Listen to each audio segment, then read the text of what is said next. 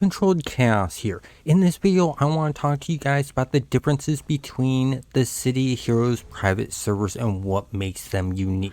I will not be going over the populations or anything like that, but I am going to do these in alphabetical order, so let's get started. First off is Homecoming.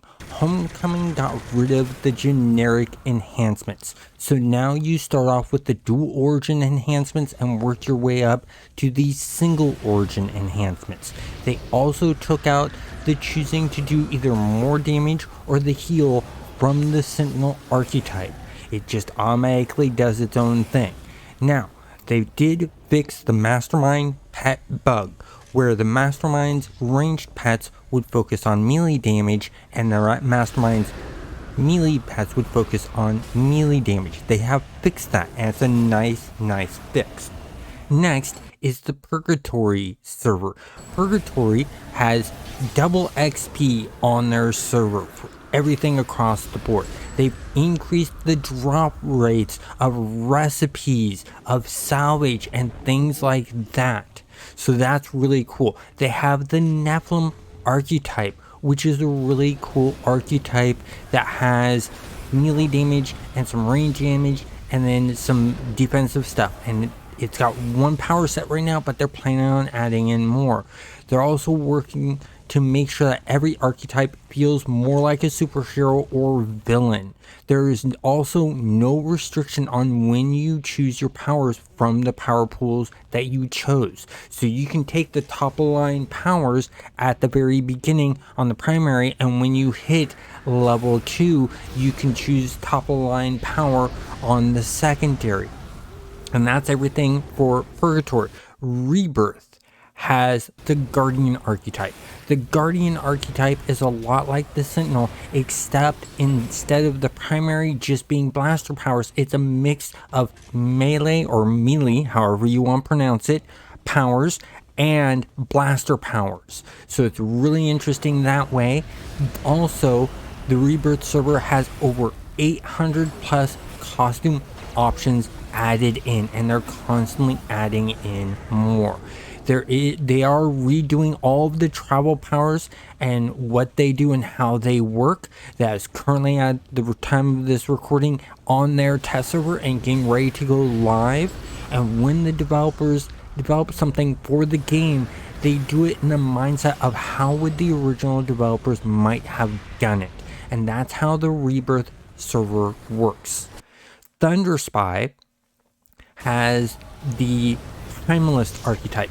This archetype deals predominantly with shape shifting, so that's really cool. It has new costume options, not as much as Rebirth has, but has some new ones and unique ones to it. It has pet customizations, not just for masterminds, but for controllers. Anyone who gets a pet can customize their pets, and that's really cool. It also has a 1 point times XP boost that's constantly on. Also, your contacts and your missions, you do not out level. They scale up with you as you level up, so you'll be able to do all of the missions and all of the stuff for the contacts in Thunderspy. The street mobs that you fight on Khaleesi Wharfs have been put in place on Thunderspy. The other servers that have Khaleesi Wharfs, the streets are barren. There's no missions to do.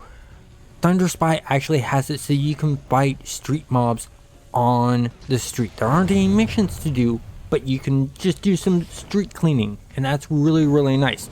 They've moved the controller and dominator's pets to the first power spot to help them out with leveling up in the early stages. They've also done a fix to the Mastermind pets, but this fix is different than what Homecoming done. What they've done is they've taken away all of the melee attacks on the ranged pets and replaced them with ranged attacks. They've taken away all of the ranged attacks on the melee pets and replaced them with melee attacks. And for the ones that have a even 50-50 split between the two, such as the demon summoning, they left those alone. Now, we have the Unity server. The Unity server, from what I understand, is over in Europe. And this server has the Protector archetype.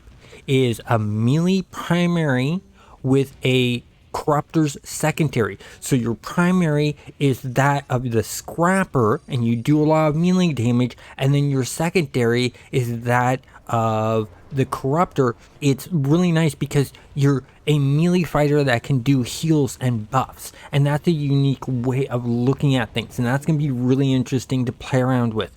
They also have a new Mastermind power set called Clockworks, and these Clockworks assembly, it's really sort of cool because it uses the Clockworks that we're used to from the original game.